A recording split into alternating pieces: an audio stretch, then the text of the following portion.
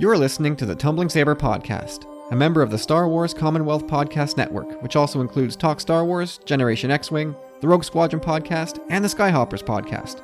Visit StarWarsCommonwealth.com and subscribe to our shows on iTunes, and take your first steps into a larger world.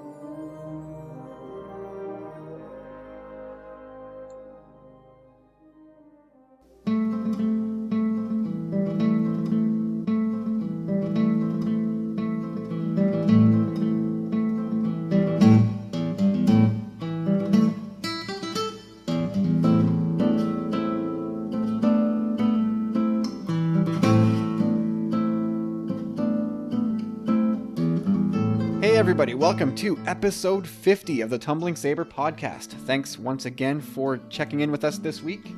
And what a crazy week it's been, guys. This has been one of the most unfathomable weeks that we could possibly have imagined. 2 Rogue One trailers dropped. But before we get to any of that, we just got to start with the crazy events of this week. I mean, it's something we've spoken about for a long time. We kind of joked about it. This would never happen. But it finally did this week. Michel Therrien actually benched David Desharnais. Can you believe it? It happened, guys. It really happened. And you guys are laughing as if I should be talking about something else. But really, what bigger, more surprising things happened this week than David Desharnais getting benched? Nothing. That's actually the most surprising news in the world this week. Amongst all the surprising news, that is the most surprising. Absolutely it is. I was shocked and dismayed that Therrien actually did it. I wasn't dismayed at all. I was happy. I was like, wow, there is something that the coach will do at some point to show that this player is not beyond reproach, can be disciplined, is not always going to be a fixture on the first line. Ridiculous. It took a number of years and several hundred hockey games, but it did happen. This little guy finally had to sit in the press box for a night and think about his quality of play. But in all seriousness, really what a week it's been. It's 1 month basically until Rogue One, guys. Let me introduce the guys. Corey, how you doing tonight? Not too bad, Kyle. It's been quite a lovely weekend. It really has. We lucked out in the weather department, that's for sure. James, how you doing? I hear the throat's not doing so well this week.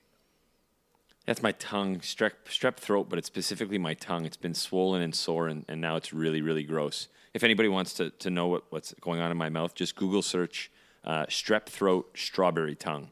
It's like that's the term, the medical term. I warn you though, you're gonna look at your screen and then maybe throw up a little bit. I'm doing it now. Right If you were still recording the epic rap battle, the Commonwealth rap battle, would you have been able to swing it, or you would have had to have begged off, put me on the healthy scratch list? That's a good question. My voice itself hasn't really been that affected. Although yesterday I couldn't fully move my tongue to articulate words; it was too swollen. So I'd say I'd probably postpone any kind of lyrical gymnastics. Fair enough. Yeah, whatever. It is what it is. It's strep throat. It's not a big deal.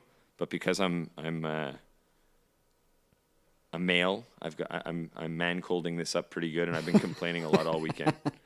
Nice. I got 2 kids with pink eye too, so we're a household of sick and miserable. But hey. This too shall pass. At least Donald Trump's not president. Well, not yet. Oh man. Well, let's skip over that beehive of controversy. I didn't want to talk about it either. I'm glad we're not going to dwell there because that's all anybody's been talking about all week, myself included. But yeah, let's move on to something else. Hey, just quickly, I don't know if you guys knew this, but I learned this week. If your shirt's not tucked into your pants are tucked into your shirt. Whoa. Interesting. Just saying. Yeah, that's I guess, yeah. Huh. Before we get to any Star Wars, let's pause here and announce the latest members of the Star Wars Commonwealth community. It's the Skyhoppers podcast. They're in, baby. So they've joined as of late last week. And just Google them, Skyhopper Podcast. You'll find them. I should probably be a more complete showrunner here and have their all their info listed for you, but I am not, and I don't. But here, let me see how my Google friend here will help us out. Skyhopper Podcast.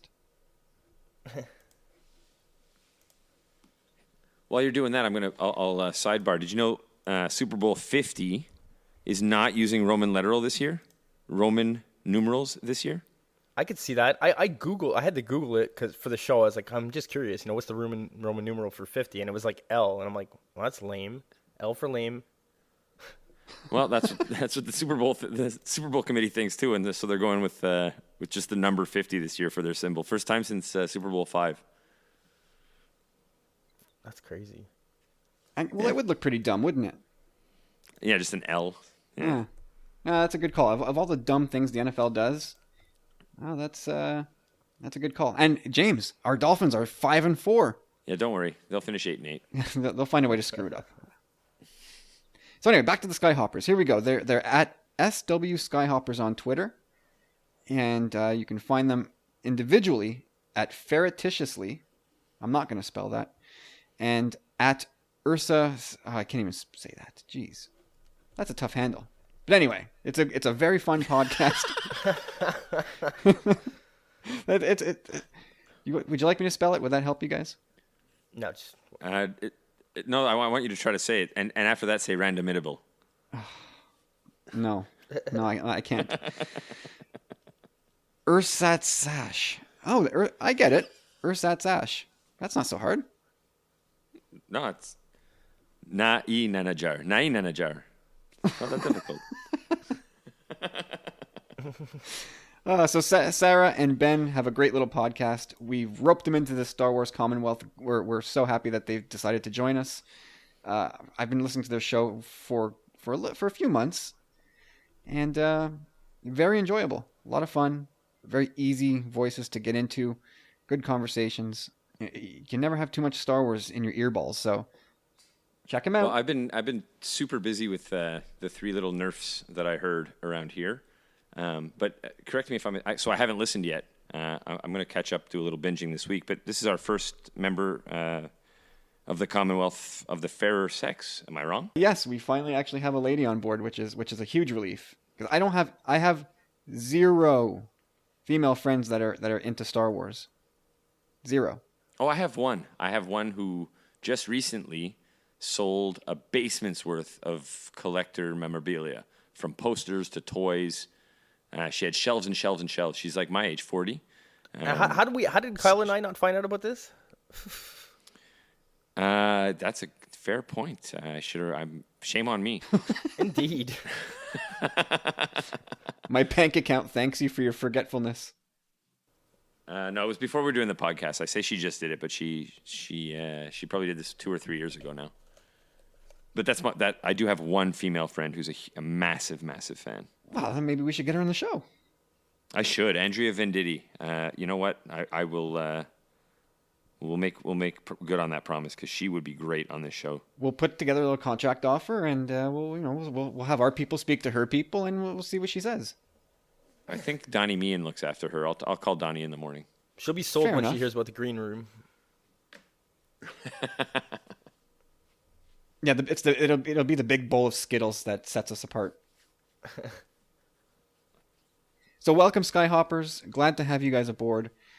Check them out on iTunes and Stitcher, and again at SW Skyhoppers on Twitter. That seems to be the place, right? Twitter. It's the easiest place to contact somebody. Like, everybody's got a Twitter account, right?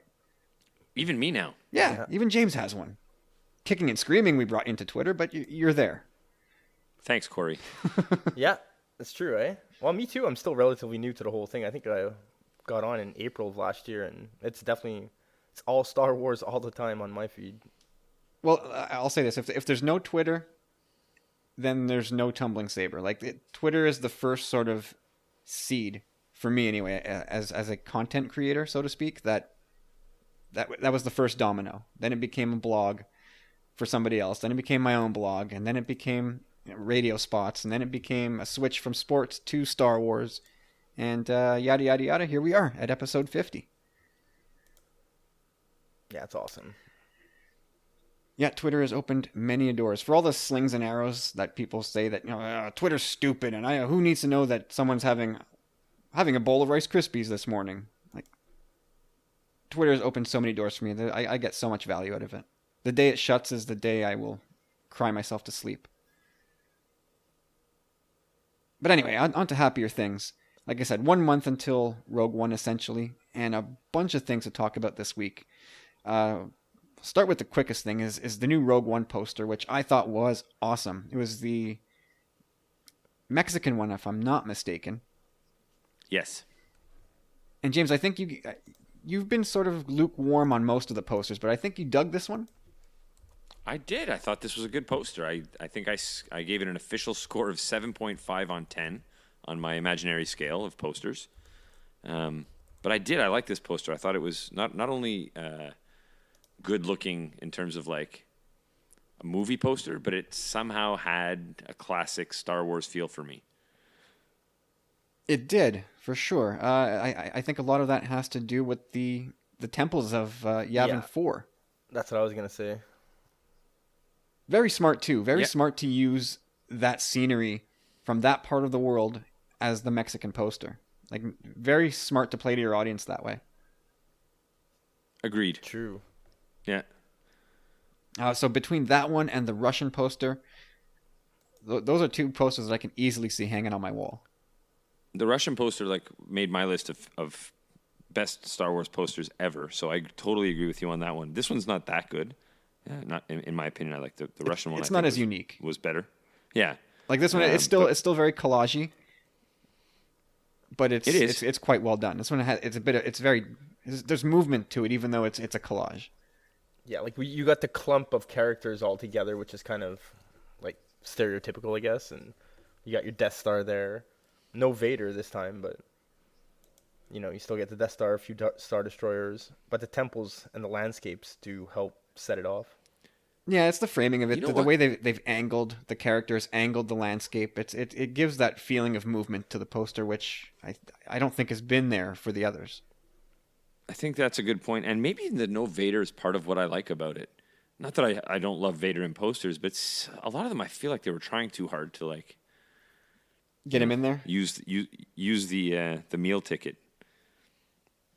Yeah. I mean, it's easy, right? Throw Darth Vader in and voila, you got a Star Wars poster. So it's nice to see them do a little bit of work and try and make a great piece without having to lean on that automatic marketing lock. Yeah, exactly. All right, so let's moving on here. This week we've got some news. Corey added this to the show notes. Episode 9 to be shot in 65mm film. I don't know what it means. I just figure that means a higher resolution print. Very, very fitting for a large scale action movie that Colin Trevorrow is going to give us. And I don't know, Corey, do you have anything else you want to say about that? Well, it kind of just reminded me of what they had said while filming Rogue One in 65mm, that they just saw so many beautiful shots that they thought wouldn't be possible had they been filming digitally or whatever. So, like you said, he's looking to make like a pretty big action movie, so this kind of plays into that. And I think we're going to be in for another treat. Yeah, so he's brought in, I think, specifically because he's a guy that just does big action really well. And so I think this plays to his strength, which is good to see. They're giving the guy the tools he needs to put his best vision out there. And moving on again very quickly, James Luceno's Catalyst, a Rogue One prequel novel. It comes out this Tuesday. So I'm going to have my lovely wife head over to the bookstore. She doesn't know this yet. Hopefully she will agree. She works around the corner from a bookstore in downtown Montreal, so I will ask her very kindly to jump on over there, pick it up on Tuesday, and bring it on home. Because I need to get into that book in a big way. And then I can spoil it here. And lastly, but not leastly. You can't spoil it for Corey. Corey's probably going to beat you to the end. Oh, is that so? That's true. Corey, Challenge accepted, Corey. Corey is Wait, notoriously quick with the novel reading. I've been having a hard time with Aftermath, to be honest. But I was thinking about this the other day. Like, Wait a minute. Whoa, whoa, I'd whoa, like- whoa, whoa, whoa. Wait, hold on a second. not Aftermath. Sorry, Bloodline. Sorry, I've been having a bit of trouble with that one. What do you mean? I don't know. Like I said, I haven't read a book in like 8 months. So it's been hard to get into. You forgot how to read? No, but the habit's not. The habit's I just like not it. as strong. I as like it used to it. be. You had to think about whether or not you forgot how to read. No, I just had to think about why it's taking me so long. But either way, regardless, like I was thinking about, I want to sit down at one point and kind of put in order, like chronologically, with the time span that I have left, like what books should be read and why. Like Catalyst would be pretty big if you want to see Rogue One, right? Well, at your pace, you would have had to start Catalyst 6 months ago. It depends. Once I'm into something, it doesn't take too long. But like I said, it's a matter of habit, really. And lastly, I'm very much looking forward to Catalyst. It sounds like it's going to be a really, really nugget-filled book, and a good one too, because James Luceno has done some great work. His Legend stuff I haven't read, although I heard great things about the Darth Plagueis novel. I think he did that one. And he also did the novelization to Revenge of the Sith, and the was it a Vader book or a Grievous book that took place right before Revenge of the Sith, which was also really good. So that's that. That comes out Tuesday. And lastly, from MakingStarWars.net, they had a little snippet from Alden Ehrenreich, who confirmed that Chewie was going to be in the Han Solo spin-off film, which is a surprise to absolutely nobody. So we'll see a slightly younger Chewbacca in this movie. Anybody here surprised by that? No, it's nice to have confirmation, though. No. That's the least newsworthy news. It's not news at all. That's like telling us that it's going to also happen in space. Yep, pretty much. Okay, so now with those quick little things out of the way, we can move into some real news. And this week we got treated to a double dose of international Rogue One trailers. And we're not going to do shot-by-shot breakdowns. I think that's kind of played out. And there's lots of places you can go to if you want to hear shot-by-shot breakdowns of stuff you've already seen. But there's a few things we just want to flesh out, things that we thought were cool.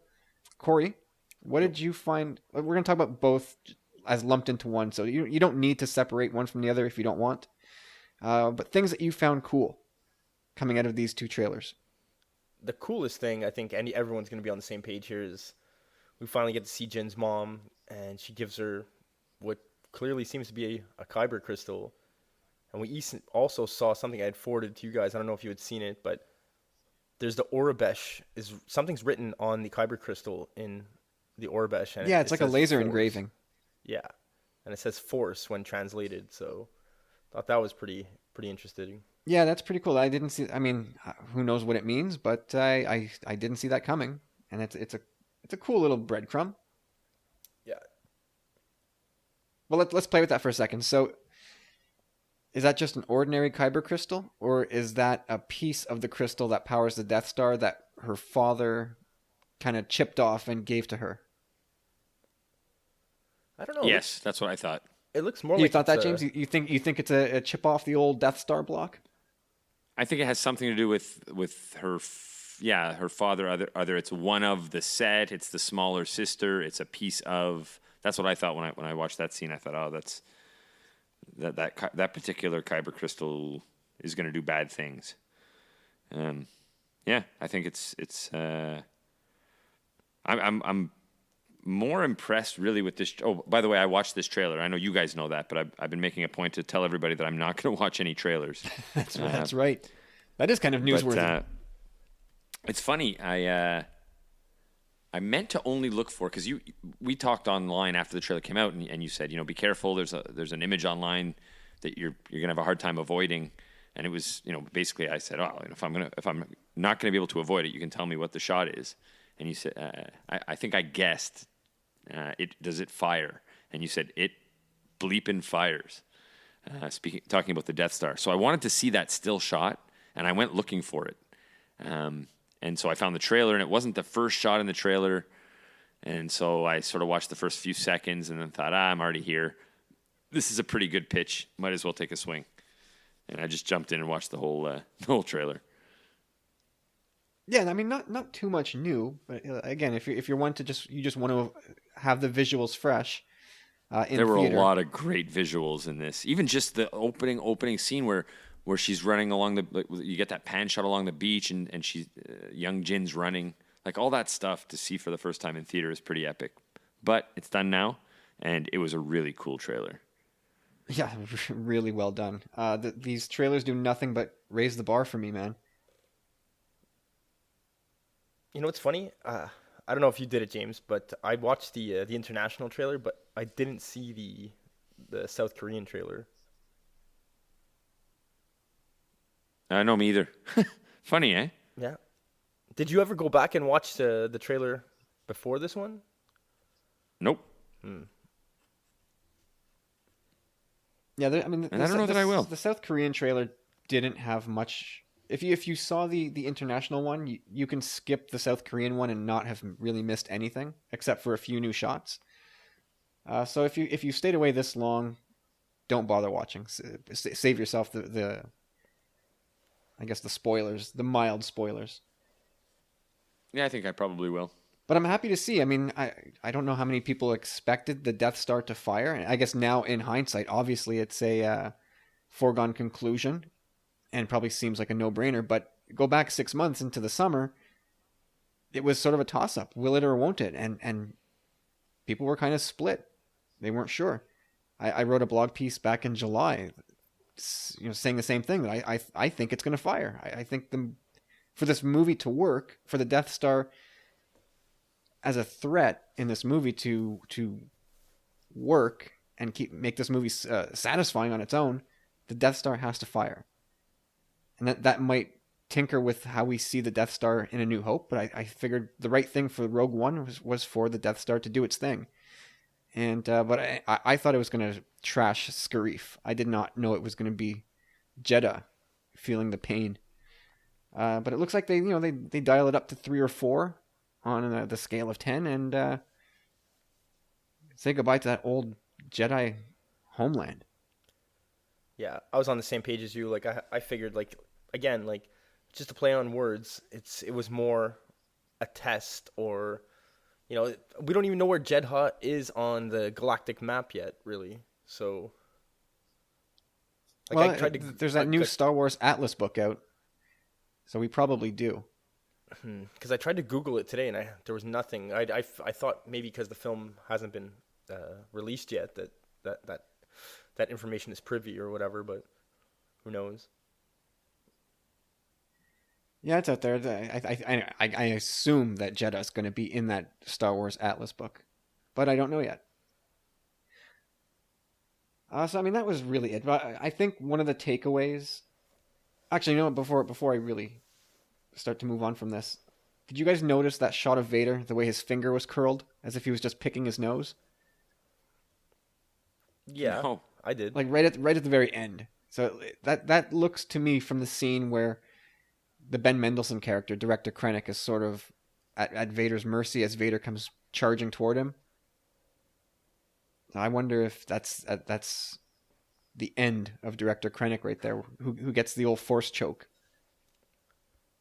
Yeah, it's true. He's obsessed with the power of that battle station, and already in A New Hope, like, Vader's telling them, like, this battle station is insignificant next to the power of the Force,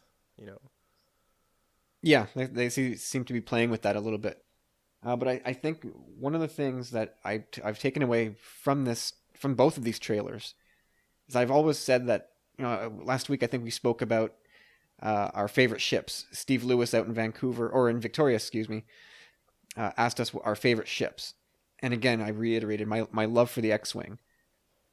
And what I get from these two trailers, from what we've seen of the X-Wing, the dogfights out in space above Scarif, I'm going to end up doubling down or tripling down on my love for X-Wings in this movie. They look so good. Those dogfights they look like they're putting together just look amazing. Yeah, that's one thing that makes me really happy about this movie. Like, I didn't know how much space battles we were gonna get to see, and I think that's something that was really lacking in The Force Awakens. But oh man, like, did you see that one scene where I saw it on Twitter too, but I saw the exact same thing when I saw it. Like, it almost looks like he's flying into the atmosphere of a planet where, like, with like space balls, where, like, the atmosphere's that shield's like opening for them. The airlock. Yeah. Druidia. Yeah, so anyway, a month to go, guys. Probably about 2 weeks from now, the tickets will be on sale, and then the final countdown will surely be on. Tickets have gone on sale in parts of the world. That's I true. saw someone on Twitter yesterday or the day before saying that she had bought her tickets. Yep, that's true. It's odd. I was actually at the movie theater today, and I was walking around, and I looked the whole Cineplex, the whole Coliseum, and there was no Rogue One poster. I wanna There is take a something picture wrong beside it. with our part of the world. There is something really wrong with our part of the world with this whole new Star Wars thing, and it's infuriating. The buzz just is not there. But we'll bring the buzz. That's what we're going to do here. Hell yeah! I can't wait to opening night. Oh, just thinking about it. You're probably thinking about dinner that you're going to have. I'm actually kind of worried that I hope I don't feel the way I felt during The Force Awakens. Or were you sick? No, I remember I told you I felt like I was almost like having a panic attack. Oh, yeah. As Like, if it was your movie that was being screened and people were going to be it was- judging you. I don't know what it was. It was so odd. Like, my chest was constricted. I almost, like, it was bad. It was really bad. I was squirmy. I didn't feel well at all. Well, having gone through it now, you'll be fine this time around. Fingers crossed. All right, so let's talk about Chirrut Imwe. So MakingStarWars.net they highlighted a cool piece that was from Jet Set Magazine, and they profiled Donnie Yen, and they talked a whole lot about the character of Chirrut and how he had a lot of input into bringing this character to life. So one of the things that Donnie Yen said is that, quote, "When you hire me, you're not just getting an actor, you're getting a choreographer, a director." And he likened it to watching Michael Jackson in the documentary This Is It. And it goes on, but it makes... I think I've only seen one Donnie Yen movie, so shame on me. I don't know the guy that well, but apparently the guy's a legend. But I'm glad that they brought in, or were comfortable bringing in, a guy who just isn't going to be an actor who just go there, read your line, go from that spot to that spot, and do as you're told. He's a guy who's going to provide feedback to the director and the cinematographer and all this stuff. James, is that a good idea to have guys coming in who may clash with creatively? I think it is. Did you like Darth Maul? I like Darth Maul. I did too, and I think Ray Park sort of brought a lot of the same, skill set to the table, in terms of feedback, in terms of expertise, in terms of his own vision. So he was hired as a choreographer as well as an actor, but yeah, I think having guys who, I think if the actors are experts in setting up action sequences in more than just delivering lines, then you're probably setting up for a better movie, even if that means you butt heads a little more along the way when you're making it. Yeah, and it should make for a better product, you would think. I would think so, and everything I've seen from this character so far is super awesome. The idea that a blind person could be a skilled warrior is not a stretch at all in a force-laden world, right? Yeah, and I mean, even in cinema that we've already seen, that Donnie Yen has probably been in. There's been the blind monk warriors types, I'm sure. Yeah, absolutely. Look, just touching back what you guys had said earlier about, like, Disney giving him this kind of, like, leeway or freedom, if you will. Like, they also do their homework on people like this. Like, like all studios are definitely going to do homework, and they're going to characterize their actors, and like this guy's a threat, this guy's a wild card, like this guy's solid, like he's on set every day, don't worry about it. So like they do their homework in that regard. So if he's not like a hothead and he's professional, then for sure give him a chance to at least speak. And if your idea is good, then hey, you know what, that works for the film, and looks like he had a few good ideas. Yeah, at the same time, I don't think you can have too many of those guys, right? You have to be careful of who you choose. How many guys can you have that bring that mindset where they're gonna try and influence or make things better on their own? Like, I think almost like in a sports team, if you have too many captains, like who's the real captain, and you get that sort of weird dynamic. So I agree.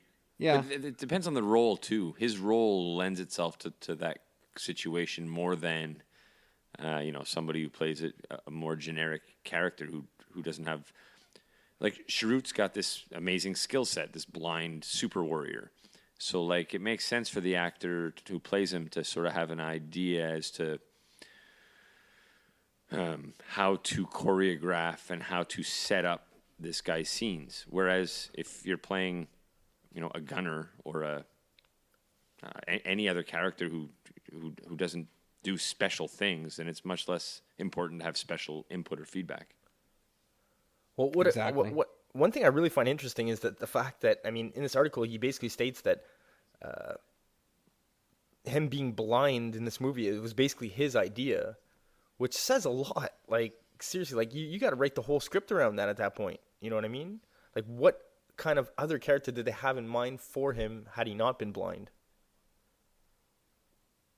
Yeah. It would make your article that you wrote even more interesting, actually, if he wasn't blind. yeah, we'll get to that. One of the things I thought was interesting is that he almost turned down the role for the sole reason that he didn't want to be away from his family for 5 months. But then he mentioned to his kids that he had the opportunity to do a Star Wars movie. And I don't know if he asked permission to do it, but he said they flipped out when he told them that he could be in Star Wars. He was offered the chance to do Star Wars, and they kind of just said, you're doing it. Go. So as three dads here on this podcast, I think it's something we can relate to. Like, can you even imagine, like, what would it take to get you to be away from your family for 5 months? I don't think Star Wars movie? Yeah, exactly. But even at that, like, if they want you in the movie bad enough, like, I don't think you're going 5 months without seeing them. You're gonna be like, okay, it's the second week, fly my family out. Well, yeah, maybe there's a break in your schedule, like a 3 or 4 day break where you just take a quick flight home or something like that, or you meet your family somewhere if you can't get all the way back across the world. Or again, maybe, well, if he's got kids, they need to be in school. You just can't yank them out of school because you want to hang out with them for a bit. I'm sure it's incredibly everything's complex. doable. Everything's doable. Yeah, when you're rich, like, everybody's if you have that kind of money, priorities are different too. Private tutors, private jets. Let's go Disney. Shell out. I don't know. I don't know if I would. How hard I would press on those buttons. No, but even at even not at their expense. Like if I was hired on a project, whatever it was, if my work, Star Wars film or other, required me to be away from home for 5 months, for me to make that work in my personal situation, my personal priority set, I would do something like rent a Winnebago and have my family live near set or live near the job for those months. Like, we would make it work just because my family's a priority. Yeah, some you rent people the wouldn't house. mind being away You from rent their the families house for out there 5 or months, something, you and you live. Well, that's what I mean. Like in your Winnebago, like on set, we would figure out a way to.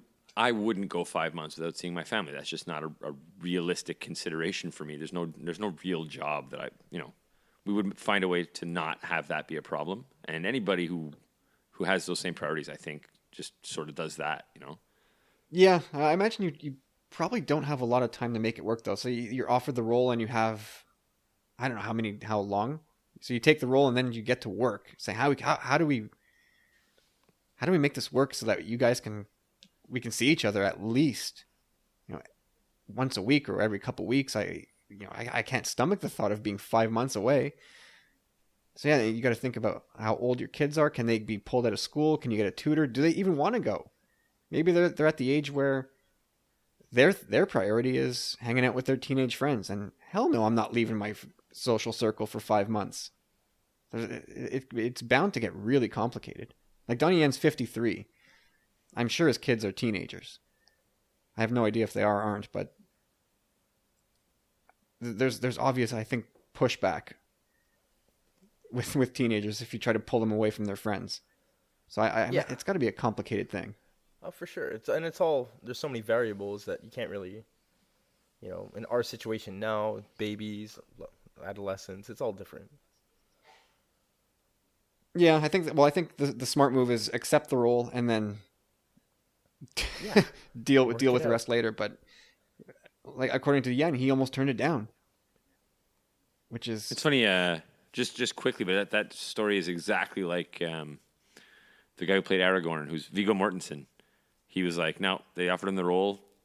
I don't know if he auditioned or if they even just offered it to him like without an audition, like we want you. And he's like, no, not interested. And his kid was a huge Lord of the Rings fan and was like, Dad, I'm disowning you as a father if you don't take that role. In fact, I even think his kid was like hired as a consultant, like a Tolkien expert.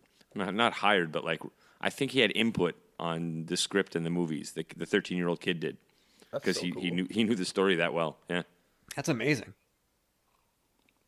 Kind of reminds me of the Oscar Isaac story, where they shot. I think they shot some scenes of The Force Awakens. The Resistance base is in Guatemala, I want to say.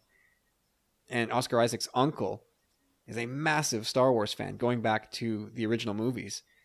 And when he learned that his nephew Oscar had gotten the role, he went nuts. And then they learned that they were doing shooting in his country, and he went doubly nuts. And so Oscar, and Corey, this kind of speaks to the story we talked about a few weeks ago about what we would do to be extras and how many buttons we'd press and how many people we'd annoy. Well, this is Oscar Isaac's uncle, who's a devoted, lifelong Star Wars nut.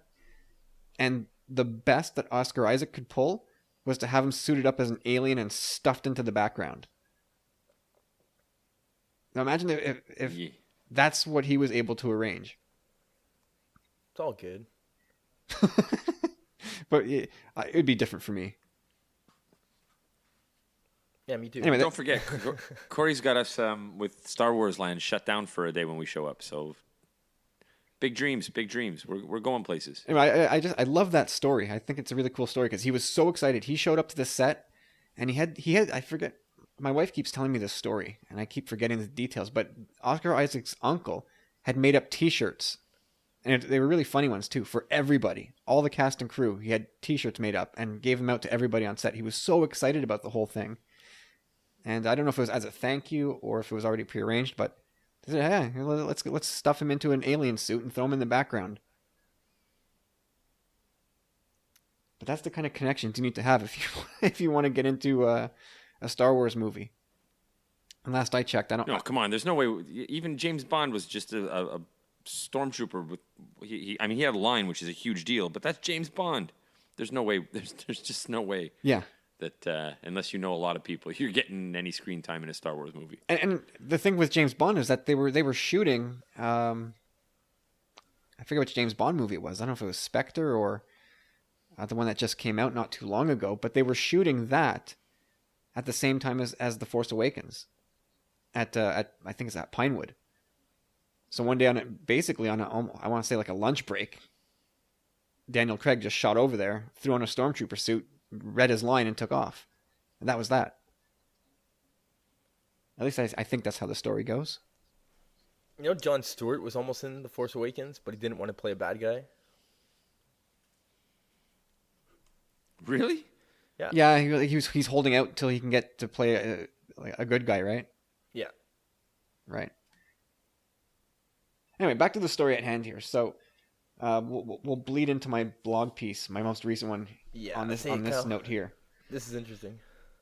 So the most interesting bit, on StarWars.com, it says that that Chirrut, quote, lacks Force abilities. And then back in this Jet Set article, they say that he is not force sensitive. And so here we start running into semantics and maybe a lack of understanding. But George Lucas has said in the past, and in my blog, I took a picture of the page where he says this, so it's there. George Lucas has said that everyone can use the Force, so it's just a matter of commitment to being a Jedi. So that would mean everybody is Force sensitive, including people we thought of as not being Force sensitive, like Han Solo. You can be, but no one's shown you the way, or I mean that's or you just haven't practiced enough. So I got to thinking about Chirrut. Why isn't this guy a Jedi? He's got the midichlorians, obviously. He's got the connection to the Force. He's got the whole dedication thing down. He's that part of his description in the Star Wars databank is that he's been lifelong devotee of the Jedi and the ways of the Force. So put those two things together. Why isn't he a Jedi? I don't understand. And so I try to reverse engineer it. and like I said a few minutes ago, Donnie Yen is 53. So how old is Chirrut? I said, what's the youngest he could possibly be in this movie? And I came in and around 40. So he might be older. He might be a little bit younger, which I think is pushing it. But can we agree that he's 40? Or do we want to play with that number a bit? No. 40's fine as a reference point. The actor's 53. There's got to be, he's not playing a 19-year-old. Or if he is, they've got to explain some sort of, genetic thing into his character. So 40, 45 is probably a safe guess for how old Chirrut is. Perfect. That's exactly my point. So if we backtrack to when Donnie Chirrut was a young child at the age where the Jedi do their recruiting, this is well before the Clone Wars, well before the Phantom Menace. So something, I don't know. This is where I'm lost. Maybe he just doesn't have enough midichlorians to sort of signal to the Jedi that he's a potential recruit. But something about this isn't right. To me, this guy should be a Jedi, and I can't figure out why. Because everything in the StarWars.com databank, they've said that he lacks Force abilities. Now, is that different from being Force sensitive? Is this where semantics comes in? Exactly, like Force sensitive. Okay, like you said, he basically doesn't make the cut. When you see them measuring, everyone has a bit of metachlorian in them, some more than others.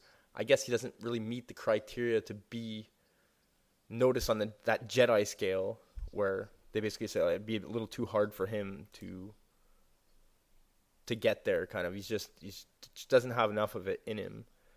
And my second theory would kind of be, which I hate so much. I hate that about the midichlorians so much. Well, I'm sure the writers now do too, because it really threw a monkey wrench into all the writing they have to do now. And I think that's what they're trying to do. Also, is like, sucks. The Jedis are chosen. You're born a Jedi or you're not. That's such bogus BS. Well, I think that what it is, they measure their blood count or whatever when they're born, right? And say like, okay, like you have potential, yeah. You don't. Or you don't. You're either a Jedi or you're not, like genetically, which is that's just never how I imagined or played with it when I made believe when I was a kid. Well, that's what I almost feel like they're almost kind of trying to retcon that now. They're trying to get away from the metachlorian thing. We haven't heard about metachlorians in a long time, except maybe on podcasts. But and you probably never will again. Well, that's the whole thing. I think they're trying to step away from that and going back to that. Basically, in Kyle's blog post, you had that interview, right? With Lucas and his original vision for what the Jedi were. So yeah, I mean, there's no getting around it. Like everybody is, and you, me, James, all of us are Force sensitive if we're in the Star Wars galaxy. We're all there. It would be a choice of whether or not we wanted to commit to it. So that's off the table now. We can all be Jedi if we just work at it enough and have somebody to teach us. No, I don't think anyone said that specifically. No, George Lucas said that. Yeah, that was back in the day until he brought up the word metachlorian to it. Like he wrote himself into a corner. I think it's pretty clear that George Lucas has said if you have them, like you can be a Jedi. Anybody can be a Jedi is what he's saying. My second kind of plausible possible theory or explanation would be, we don't know much about Jedha. Like, I don't know. Like, you seem pretty keen on, the galactic or the Republic basically knowing about this planet, whereas I'm like, I don't know. It seems kind of ancient and lost in the sands of time, whatever. So like maybe and I said again today, I tried to search it out on the galactic map in the Star Wars universe, and I couldn't find it. And my theory was basically that it's an outer rim planet, and it's just those planets aren't really cared about too much, and not really. Maybe he wasn't part of the Republic systems and wasn't scanned as a baby, kind of. Yeah, I don't know. This one is baffling to me. I think this is Well, and do we know when he went blind? no, and that's So maybe he was injured. Yeah. When they were scanning. maybe they saw. Oh, jeez, low midi chlorians. You're blind. Forget it, kid. Like it's too much of a hill to climb for you. Which maybe what will make Chirrut special. He was rejected by the Jedi, yet he still believes in them. True. The blindness could be like, I could see that saying like, oh, he's blind. Like, this is going to be a little too hard. And one of the things I wondered is part of the downfall of the Jedi. Again, the arrogance that they showed throughout the prequels, that they even called themselves on for. Could they? Is it maybe because they themselves forgot about Jedha, and anybody who was there just fell through the cracks? Like they like, oh man, we're the Jedi. We've stamped out the Sith. We've got everything. Everything's coming up Jedi in the galaxy. Let's move to Coruscant and set up cushy digs there. That sounds like a great plan. Let's leave this dust bowl. And so they do. And over time, over hundreds or maybe even 1,000 years, they forget all about Jedha and everybody who's on it. And here's this guy named Chirrut who would have been a perfectly fine Jedi if only they had not turned their back on the planet. And that works, I suppose, but it's also kind of thin. Unless they have a good reason for turning their back on it. Yeah, I'm kind of that. I don't know. Basically, I would have liked to have heard about it. Like, it's a mecca for the Jedi. So, to me, not having seen that in the prequels or even heard of it prior, and the images we've seen, seems to me like a dust bowl again that's lost in space. Yeah, I agree. Yeah, but I am convinced that it's not a problem. But given what we know about Force sensitivity and what George Lucas originally planned, to me, Chirrut should be a Jedi. And if he's not, we need a good explanation as to why. Maybe when this movie ends, maybe people will look at him as a Jedi in a way, Yeah. Yep, maybe. All right. Well, I think we kind of beat Donnie Yen up enough here, in a good way, in a very loving way. I think he's going to be a really fascinating character, and I'm sure we're going to see a lot of him and Baze in spin-off materials. But moving right along, it's time once again to check in with Ads, and let's hear what Ads has got planned for us this week. Good evening, boys. May I start by wishing the three of you a very happy anniversary. 50 great shows already in the can, and here's to the next 50. Now, by the time you record this show, you'll have about 68 days or so until President Trump gains control of the nuclear warheads, and so we better make the most of it.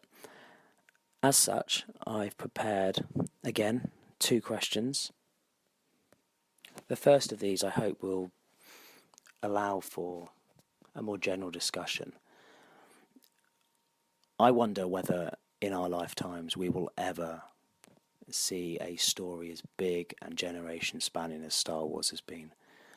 In perhaps 30, 40 years' time, cinemas, I suspect, will be full of 70 and 80-year-olds, along with the next generation of children watching the latest instalment.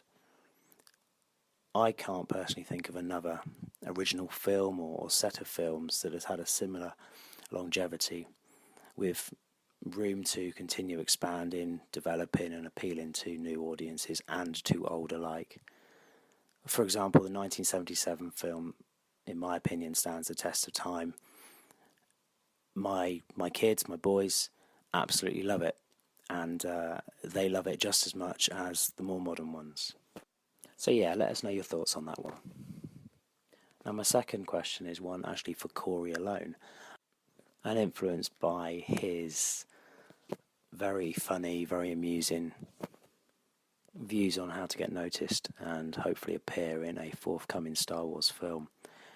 I'm wondering, Corey, whether in a hypothetical situation, should you in the future win a competition to not only play a role in the next Star Wars film, but a minor speaking role at that. So you wait patiently for the postman to deliver the script, and you open it up, and you find that your line is, "Fair play to the rust bucket, he put up a good fight."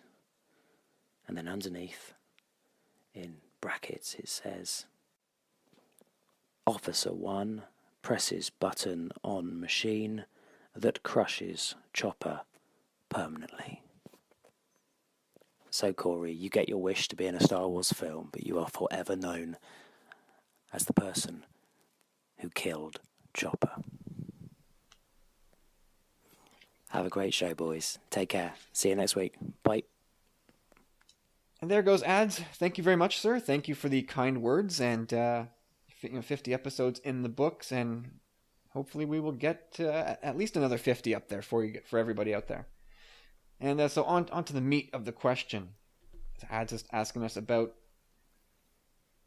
can we foresee a day where a Hollywood franchise becomes as big and generation spanning as Star Wars? James, haven't heard from you in a couple minutes there, so what do you think? Is it possible in our lifetime that we'll see another movie have as long-ranging and deep impact as Star Wars? Is that in the cards here? The easy answer is no, because Star Wars is so massive. But I actually think we're seeing one. We're in the midst of seeing one, sort of a phoenix rising right now. That's going to be just enormous, and that's the Harry Potter. Yeah, well, they just had a movie come out this weekend, right? Yes, they did, and I think it's almost Rogue One-esque in their approach. It's like a Prequel. a Harry Potter story. It's not part of the sort of the saga of Harry Potter, but I think this opens doors. And I know she said J.K. Rowling has said that she's got a bunch of ideas for stories. I think we could see this turn into something similar. But having said that, this is like a once in a generation kind of thing. Star Wars was ours. Maybe Harry Potter will have a similar sort of massive fandom spanning generations. And who knows when the next one will be 20, 30 years down the road. But they certainly are very rare, and maybe I'm wrong about Harry Potter even. Maybe Potter won't. It certainly isn't what Star Wars is yet. And maybe it'll never get there. But I do think there's a lot of kids who love those books and who love those stories. And it feels like I work in a high school and I'm around, I have younger kids and nieces and nephews. And Harry Potter feels like, talking to kids about it, the excitement and the make-believe feels a lot like Star Wars did to me as a young kid. What do you guys think about that one? Dude, you took the words again right out of my mouth. Like, first of all, my answer was, it's really hard to imagine anything that can be as generation spanning as a saga as Star Wars. But my first thought when I started thinking, I said, okay, what films can really do this? Like, or have done it. And again, yeah, Harry Potter was the one I have on my list as well. I love the only one that's, yeah. I love it, man. And yeah, like there's lots of movies and there's lots of possibilities for more movies to come. Plus they have the theme park. But it's a few tiers below Star Wars fandom and hype. No doubt. But Well, I mean, Star Wars has got what, a 20-something year head start. Yeah, exactly. More. Yeah, more. Like what, the first Potter movie came out, what, 2001 or so? But Star Wars is Yeah, it just sounds about bigger right. too. Still, like it's. Don't get me wrong, Harry Potter's great, but I don't think Well, yeah, I mean, you the gotta movie be that's coming out careful. this I mean, month. What's it called? Is it Magical Beasts and Where to Find Them or something? yeah, like, Anyhow, Fantastic that's not- Beasts. that just came out Friday. How do you think that's going to do compared to Rogue One? Like I think it'll give it a run for its money, dude. I think it's not going to make as much money, but I think it's going to make a lot of money. yeah, no doubt. Yeah, I mean, I bet you. I mean, it's 11 o'clock on Sunday night right now. I bet you if you go and look, you can find the numbers for their opening for the Fantastic Beasts opening weekend, and you can pretty much project from opening weekend numbers how that movie will do. So whatever it did, I mean, I have no guess. I can't even imagine. But I'll say something like a $70 million weekend, and that'll translate to like a $200 million movie. What about? I think Yeah, I bet it does even better than that. But yeah, you're right. That's a good guess because people are hungry for this, man. The fans, and they're out there. They've been hungry for this movie. Yeah, and again, I think it's a clean sweep here. It's a clean sweep for the three of us that Harry Potter is the closest thing we have today, and it's all a matter of the legs it's got. Again, it's been around for such a relatively short time, 15 years, and this is what, the 9th Potter movie in that span. yeah, That's a lot, and I mean, and it's we get it. magical too. It's got that feeling. It's got some John Williams in there too. It's just awesome. I've never seen one of them, so I have no idea. You're horrible. You should read them soon. You should read them with your daughter. I'm telling you, they're great books, dude. I do not need more reading material. That's the last thing I need. Bedtime reading, 15 minutes a night. She wants to read Star Wars. Because you haven't even introduced her to Harry Potter yet. Oh, that's true. Yeah, she'll find it. They all do. Yep. If she finds it, I'll read it to her. What about Star Trek? I mean, it's been around for as a film franchise since the late 70s, and it's reinvigorated again. It's not quite the same thing, but they are sort of all one piece of a narrative, and Nah, I'd put the Bond franchise ahead of Star Trek in terms of, comparing it to Star Wars. I think you've got a larger body of work on the big screen anyway, and just as much like generational love. Like That's like a really my good point, grandfather James. loves James Like, Bond that's as much true. as my dad 50-year-old loves kids. Bond. Everybody loves Bond. That's a really good What's point. I not can't to believe I love? didn't think of that. those are the three movie franchises I've got sort of on my notes here: Bond, Harry Potter, Star Trek. The only three movies that could possibly be in running here, unless there's something else in the offing that has not even been conceived of yet. I Well, think Marvel stuff. exactly. If you Who could- knows what's going to happen with like DC and Marvel in 25, 30 years? Maybe superheroes are, what Star Wars is now. It's possible. Yeah, That's what I was gonna say. Possible. if you can, that was my second one on the list. If you can have the Marvel Cinematic Universe as one saga narrative in a way, I think the Which they do difference seem to there, be though, trying is to that do. that will get rebooted time and time again. yeah. Fingers crossed, X-Men gets rebooted under the MCU. Wow. I would love to see that happen. I can't see it happening. It'd be best for everyone. Do it, Fox. Avatar, Dark Horse. There is that a dark horse in this race, or is No, no? James Cameron's got not his for me. 3 sequels planned. Yeah, back-to-back filming.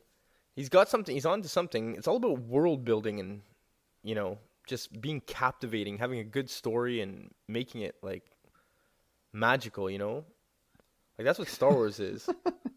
It's true. Like you got to have It's something. all It about can't the be like- magic. it is. Star Wars is all about that. It's not all about the bang bang and the explosions and stuff. Like you got to have some kind of intrigue, like the Force or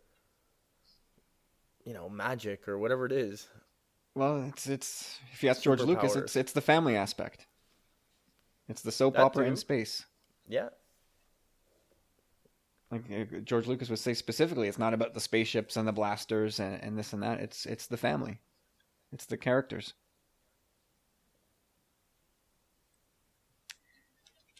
All right, so part 2 of Ad's question is directed specifically at Corey.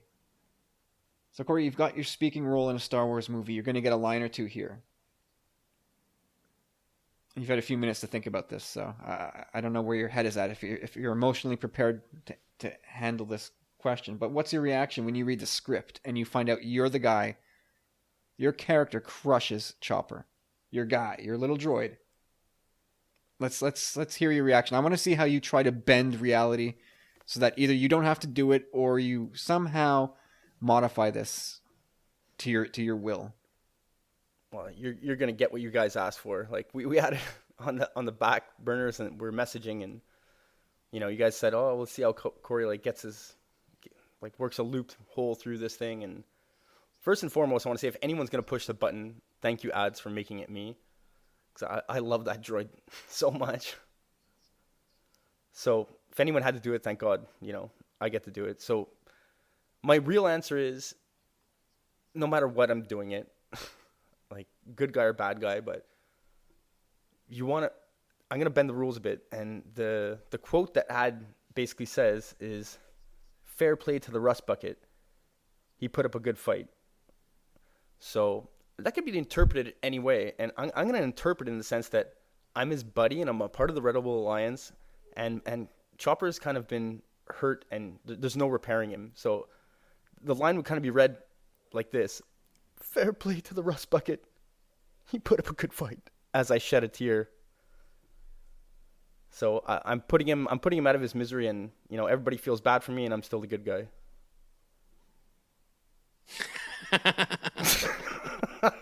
But isn't the role assigned to you that of like an Imperial?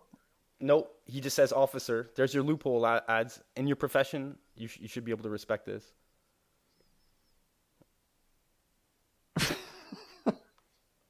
You can never. did it, But guys. it's okay. So I accept your loophole, but let me ask you a follow-up question. What if you have to be a bad guy I'm doing it. and kill him in a bad way? Better me than anyone else because it's still happening, right? So you can console yourself with the idea that at least it's you who gets to do it, being his biggest fan. Yeah. I see that. I would like to pick apart that theory, but that logic, but I see something to that. That makes sense to me. Yeah. I'm a winner either way. I'm in a Star Wars Corey, movie. Would you be ballsy enough? I don't know if you need to take a shot of whiskey before you do it, but would you go up to the director and say, "Can we rewrite this scene, or is there some way we could just make it ambiguous as to whether or not Chopper lives?" Like, No, like not at all. mind you, this is a minor speaking role that they'd recast, like just like that if they had to. No, of course not. My first thing, like, it was actually the first way I written it when I said, when I go all emotional, like, fair play to the rust bucket. Basically, and as I shed a tear, the director would be like, yeah, that's not really the tone we're going for. Can you kind of mean it up a bit? Or, he'd direct me as to what he wanted, but. Yeah, you just have to do as you're told. That's it. Yeah, exactly. But I You're an put my Imperial first one goon. out there. No one said Imperial. All right. See, Ads, what you have to learn as a 35 years of experience with Corey the slippery eel is that you have to nail down exactly what you want. Because our parents used to give us chores as children. And one year, I think Corey was, 9, 10 years old. It was Corey's turn to finally start cutting the grass. And so Corey cut the grass. But he did such a terrible job that my dad never asked him again. So the lesson is, Dad, if you're going to ask Corey to cut the grass, you have to say, Corey, I would like you to cut the grass well or properly. Because you can ask Corey to cut the grass. You little turd. Maybe not when I was 9. You know, you were given a several year break after that. That's such a common younger sibling move. We call that Ricoing it at this place, and that's M's younger brother, and it goes back to doing the laundry. But same thing. Like the first time he got asked to do laundry, he bleached everything. I think he did it on purpose, but he did such a bad job that he never had to do it again. And so now whenever one of us is doing something and like I'm not that technologically adept. And so my wife is always like downloading software for me and figuring stuff out. And so whenever I try something for like 10 seconds, I'm like, I can't do this. Can you do this before I break the computer? She's like, you just recode that. It's a verb that we use. That's awesome. Yeah, I supposedly, I don't know how to do laundry properly, so I don't do laundry. So I wear dirty clothes. No, they smell awesome, and they're folded so perfectly. Do you send them out? No, not at all. Laundry service? Because I have buddies who like hate laundry and they have laundry service. Single buddies, mind you, but yeah. I'm a hater. I hate folding laundry. Oh, we don't fold laundry in this house. It just goes into the drawers like that. That's awesome. That's amazing. We decided this after the second kid that laundry, it was taking up too much time folding laundry. And so now it just comes out of the dryer and into people's rooms, and then it goes into drawers just like that. I steam everything anyways. Like I don't iron. I've got a clothes steamer. And so the stuff just comes out. I pop it on the hanger for like 10 seconds. Away we go. That's amazing. We do fold. Yeah. But we do it on our Friday, Saturday nights. I'm actually ashamed to admit that here. Yeah, it's pretty sad. That when my wife and I are downstairs catching up on our PVR watching, or watching a movie, having a glass of wine, once the kids are in bed on a weekend night, also next to us is a mountain of laundry that needs to be folded. I know, it's ridiculous. And so I guess that's how we justify it. We're here just relaxing anyway. We may as well put some clean laundry in our hands, but yeah, why not just shove it back in the drawer as it is? That's what's awesome. I don't fold. Yep. I don't fold laundry properly either, so I don't get to do that either. All right. Well, hey, there was some good mileage out of Ad's question there. Thank you, sir. Yeah, Ads, you're the man, and I'm going to title his autobiography, since he asked us last week. I'm going to call Ads' autobiography Knight's Ideas, because he's a Knight of the Commonwealth. He's always got these great ideas for the show. And Knight's Ideas, anagrams to Ads is the King. No. Oh. No, it yes, doesn't. Yes, it does. And it sounds like nice ideas. Well, that's solid. That title is like an onion. Layers. And we're always Layers, recording man. at night while he's like sound asleep. That's true too. That is absolutely true. There's like 4 layers to that question. That's spectacular. There you go, Ads. Holy moly. Well done, buddy. We should just call it quits there, wrap up the show, for good. Put a cap on it at 50 episodes, punt Sith Disturbers to the moon, and that's it, guys. Wrap it up and retire. To the supermoon. Oh, yeah. The overhyped supermoon. It was beautiful, Kyle. Get over it. I'm over it. He was never under it. Okay, well, let's plow ahead here. We've got another voicemail this week from our good friend and amazing musician whose music we'll hear shortly here. It's Carlos. Let's check out what he has to say this week. Tumbling Saber episode 50. Congratulations, boys, on a job well done. Cheers, and here's to many, many, many more. Your friendly neighborhood Carlos Candido right here, a.k.a. Darth Negan, with a question this week, which was meant for last week's show, and that's a long story which I will not get into. So here's the question. In The Force Awakens, Han Solo says to Ben, Snoke is using you for your powers. Once he gets what he wants, he won't need you anymore. You know I'm right. How does Han Solo know about Snoke? Was he good and turned dark? Was he deceptive like Palpatine? Or was he always bad? What are your thoughts? A side note, there's been 30 years between the episodes, 6 and 7, and it's left the writers 20 years, too many outs and possibilities to invent stuff as they go along. Now, I assume they have plans to fill the gaps with other movies, but it makes me angry. How does it make you feel knowing that all the stuff you've previously learned is in the Legends category and not in canon? Let me know what you think. Love you guys. Cheers. Thanks for the support. I truly appreciate it. Carlos, out. And there goes Carlos. Carlos always has interesting questions, and this week is no different. Thank you once again, Carlos, for chiming in episode 50. Good to hear from you. And so, James, how does Han Solo know about Snoke?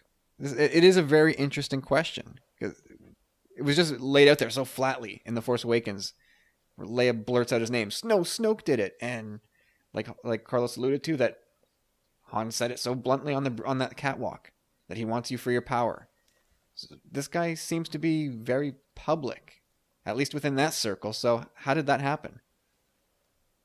Yeah, that is. It's a great question, and I love listening to Carlos. Not just play music and sing songs, but the way the guy talks, his gait and his the way he speaks makes me laugh every time. Yeah. I keep thinking back to his question that he asked the guys that talk Star Wars.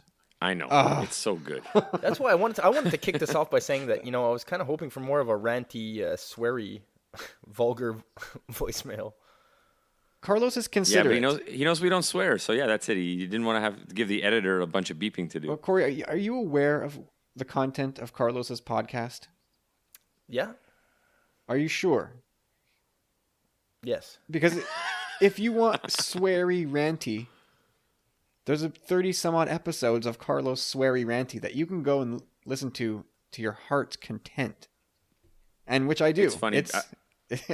Oh, he makes me laugh. Did you listen to this? He put out a quick 30-minute one this week from the airport in Nova Scotia, where he's right beside the gate, and literally every 3 minutes, it's like 3 minutes. Ding! It was like every 10 seconds. Now boarding. If Carlos had a producer, there should have been like you said, James, like a bell, ding, for like a counter every time that he was interrupted, and you could just see his. I can imagine Carlos's blood pressure getting higher and higher as the That's what was interruptions so funny rolled about in. it, because you could tell he was annoyed, but he was at the airport, so he couldn't be his typical off the cuff 6 F-bombs per second self. So it was quite entertaining. Yeah, I but to totally got my Yeah. money's worth out of it. To his question, yeah, it's a good one, because I remember thinking about it briefly when we've talked about this quickly before, but not in a long time. I remember thinking, that is weird. How is it that the bad guy nobody knows anything about is so well known to Han?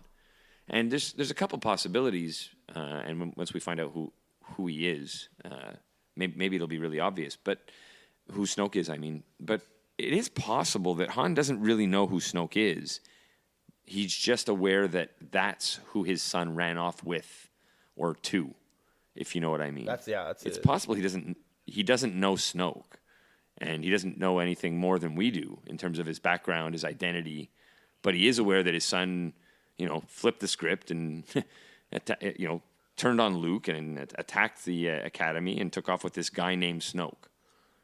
So that could be the extent of his knowledge. In which case, this when he speaks that sentence, it's not like he has a whole bunch of more background knowledge than we do. He knows as much as we do, including a name, and that's it.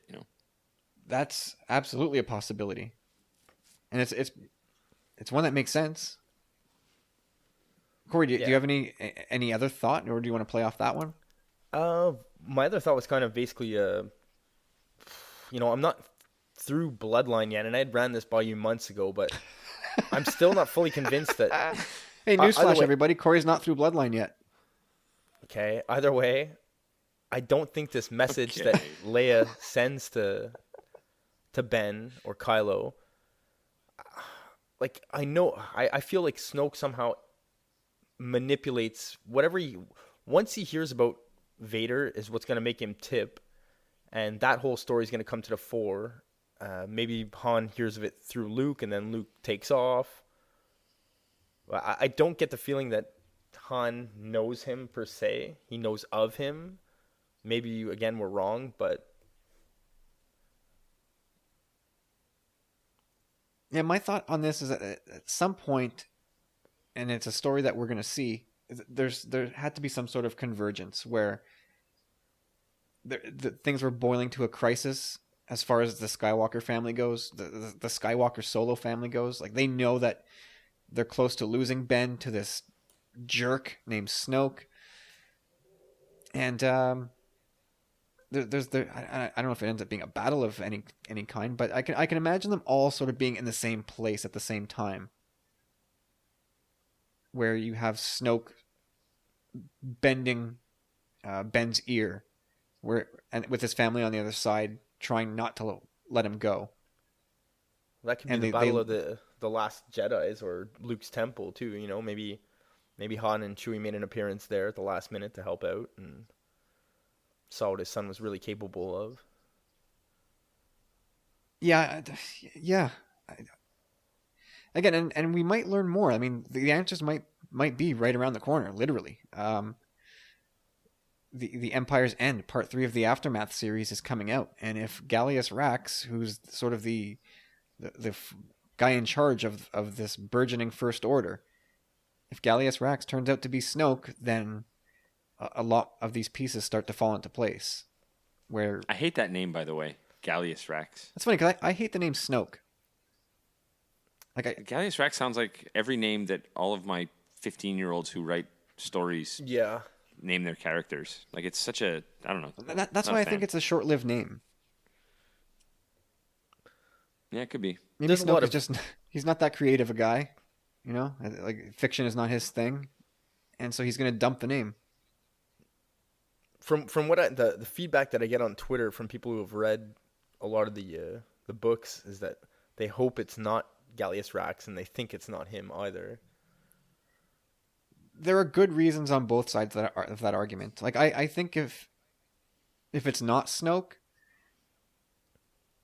then almost shame on them, on Chuck Wendig and the story group, because they make it so obvious at some points that it has to be Snoke. But then they throw you this curveball where he does something like he has like a little side fling going with one of the characters in the book, and it's like that's so not Snoke. That's so weird. It doesn't make any sense. So it can't be Snoke. But then this happens, and the way he's acting and what he's saying, there's really good reasons for it on both sides. And I guess it's done by design to make us ask questions, to keep us hanging, and to give themselves every opportunity to take the story where it needs to go. But yeah, to me, it's going to feel cheap, and I think Mark over at Talk Star Wars will feel the same way. It'll be a pretty dirty trick if Gallius Rax turns out not to be Snoke. But we don't have too long to wait. Empire's End comes out early 2017, so if he's gonna, I can't imagine that they'll let that book end and not give us some sort of conclusion one way or the other. When's If it that guy dropping? just, I don't know the exact date. I want to say January or maybe April of 2017. Yeah, I think it's April 2017. Not too far. Okay. That's all I have to say about Snoke. I hate that name. I really hate that name. It's terrible. And again, I think that there's a convergence of events somewhere down the line between Ben, Luke, Leia, Han, and it all ends up in this family showdown that they all lose. So part 2 of Carlos's question about what do we think of the old EU being discarded. James, do you have any thoughts? I know you didn't really read any of it. So we've been doing this podcast for a year, and a year ago, if you would have asked me this, I would have said I have no thoughts because I didn't read it. But since, talking to so many people and with coming into Twitter and getting feedback and listening to views from people who have lost that EU stuff, I'll say I feel badly for fans who invested a lot of time in the EU, but I can't really relate to their loss. Like I don't feel any of the things they feel when I hear that some character or some world or some storyline's been erased or changed. I can't relate because they don't mean anything to me personally, but I do have some empathy or sympathy for those who lost these things that were, part of their Star Wars love and world. So, But I mean, that stuff is still there. yeah, but it doesn't count. Yeah, I It's know what you mean. it's like all the fan fiction that's out there for Star Wars. It's there, but it doesn't count for anything. Yeah, they should have called it something different instead of like Legends, or they should have called it like Parallel Universes or something.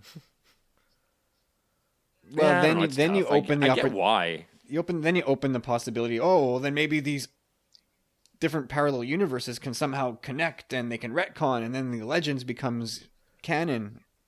No. No, it's true. That's more likely in Star Trek, but either way. Well, they've kind of done that in Star Trek. One thing about the EU though is that the EU, like, at least they tried their best to like respect one another's stories. Like they tried to, like there was kind of a continuum there, a continuousness of like the saga where no one was stepping on each other's feet, and people were kind of watching the stories they wrote, and then it made sense. But not all the stories were that great. Well, that's just it. There became so many of them that a lot of them turned out to be utter crap. And I read everything from the first Timothy Zahn Splinter of the trilogy. Mind's- Okay. Well, even that, yeah, Splinter of the Mind's Eye, which I thought was terrible, absolutely terrible. But starting with the Thrawn trilogy, right up until Vector Prime, I read everything, and some of it was really good, including that Thrawn trilogy, and then some of it was just so bad. Oh my god! And then everything after that, I never even looked back on. I have no idea what came after that, but from what I've seen and read, it's of varying quality. And like James said, I feel bad for the people that have all the time and money that they put into this universe, this timeline that they've sunk their brains into. It's gone. It doesn't, like James said, it doesn't count for anything anymore at all. No, it And does I count guess for it's- some. You gotta look at it optimistically. Like, okay, it doesn't count. It's not canon anymore, but it filled that gap. It gave us, it expanded our imaginations. It was still Star Wars at the time when you were reading it. Right, but like the trap door has been opened beneath your feet, so to speak. Like Yeah. it doesn't count for anything anymore. Like that, all it takes is for one event to happen in Star Wars to completely nullify everything in the EU forever. Well, don't get me wrong. I read them for like a good 10 years too, and probably stopped at about like, say, the age of 25 or so. But we've said this before, like, we have a great team working on Star Wars now.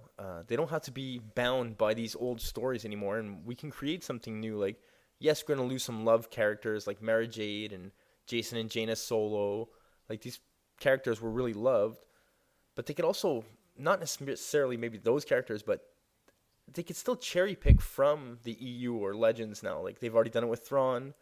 There's cool characters like Prince Xizor or Dash Rendar. These characters can come back and they can retcon certain stories still and cherry pick the good stuff, more or less.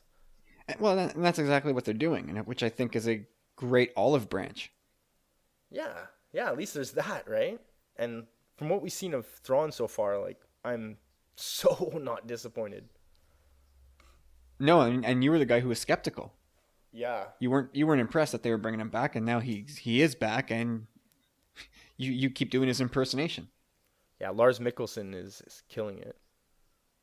It's Definitely is. Yeah, I mean, I kind of fall into that camp where I'm glad for the fresh start, and I'm sure the story group has sat together and they're going to plan this out in a very unified way, so to speak, where everything's going to play into one another. Whereas before, it was much harder when you had so many different authors. You know, one story would take place 30 years after, and then the next novels that came out, these take place 5 years after. So everything got really convoluted, and I don't know that there was any QA, so to speak. So I'm glad that they've taken this step to wipe the slate clean and build a story from scratch that all ties together and makes sense. And like you said, Corey, if they want to pull things from the EU that fans loved and that makes sense to bring back to life, do it. Like Thrawn is great, and we think that possibly Dash Rendar is coming back. We saw what very much looks like the Outrider in the upcoming episode of Rebels. If they bring him back, fantastic. Just be damn sure you get it right. So I have to say though, out of the whole expanded universe, there's one storyline that I really think should be considered canon, seeing as how they made a video game about it, and they had a whole toy line on it as well, was Shadows of the Empire, which is a great story taking place between Empire and Jedi. Really good story. Yeah, that was solid. But I think that's official Legends now, if I'm not mistaken. Probably, which is kind of sad. That one kind of gets me a bit, because that time gap, I hope whenever they cover it, because they have to, I mean, in comics, wherever it's going to be, like, I hope they bring Prince Sizor back and that whole storyline, because that helps Luke on his journey to becoming a Jedi. Yep. But you know where the Legends thing completely loses me is all the horrible behavior from some sections of that Bring Back Legends community. The harassment and the hate and sometimes like threats directed at guys like Chuck Wendig.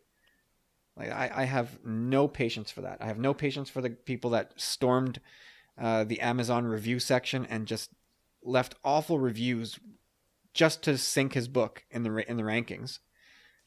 That to me is absolutely boorish behavior, and I have no time for it. No. So that's that. I'm going to end the show on a bit of a sour note, but that's okay because we'll close out episode 50, and we're going to be around for another 50, I think. So I think that's a wrap, guys, for episode 50. Any final words before we close up shop tonight? Congrats, Kyle. I'm proud of you, man. We did it.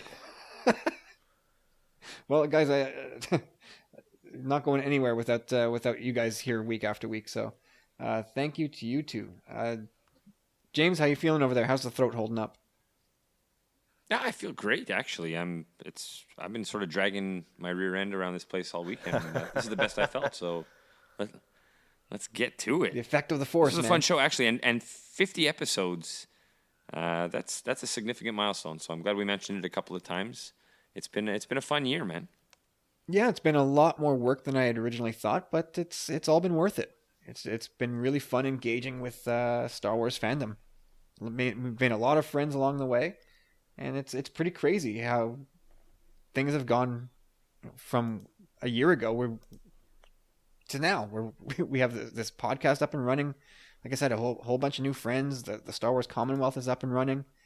Who knows? It's crazy if you think about it. The list, like from Connor, Dave Donovan, Randomidable, Ads, Carlos, Steven, is Carlos Candido, Steve and.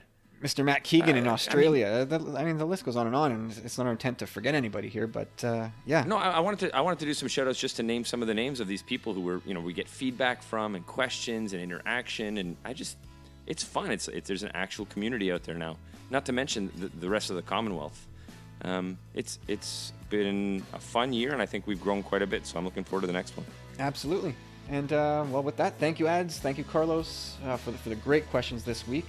The show would have been much shorter without you two this week. And thanks to everyone for listening. Be sure to check out the Skyhoppers podcast, like I mentioned off the top, and the rest of the Star Wars Commonwealth.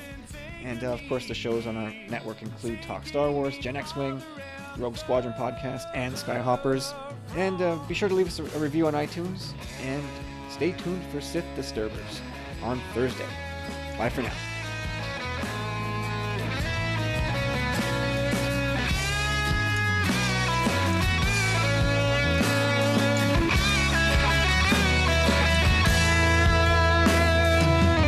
Self-redeeming qualities, have they hindered me? Hindering, was I blind to see that you needed me? All of me, well, you were there for me. I will be there too, watching, listening, every moment, wanting all of you. And I believe I can save you, just don't let me go. And I can see I'll be waiting, always waiting, just don't let me go. Just don't let me go.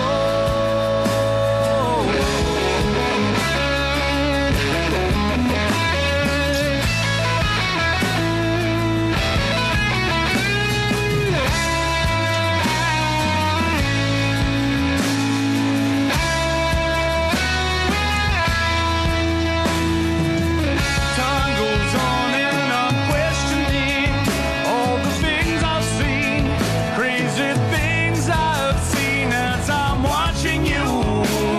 I'm watching you walking away from me.